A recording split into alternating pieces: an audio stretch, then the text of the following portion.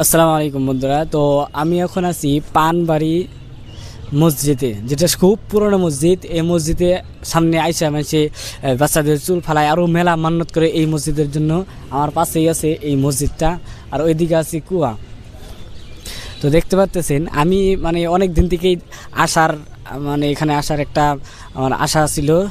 তো আজকে ফাইনালি আইলাম বাইক দিয়ে আমরা এই হালাগুড়ার থেকে এই পানবাড়ি মসজিদে। আর মসজিদটাও খুব সুন্দর, এদিকে দেখাও, খুবই সুন্দর একটা মসজিদ। এই মসজিদে বাইরে অত ভালো না, কিন্তু ভিতরে খুবই সুন্দর, ভিতরেও দেখাবো ইনশাআল্লাহ।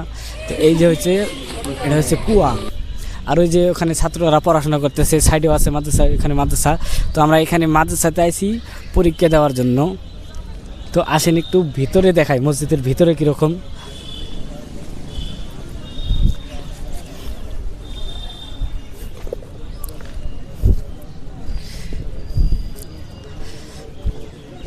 তো আমরা উঠলাম,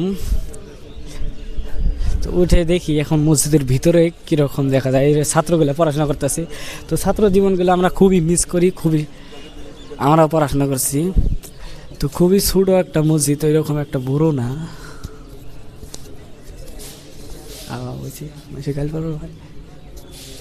খুবই সুন্দর একটা মসজিদ।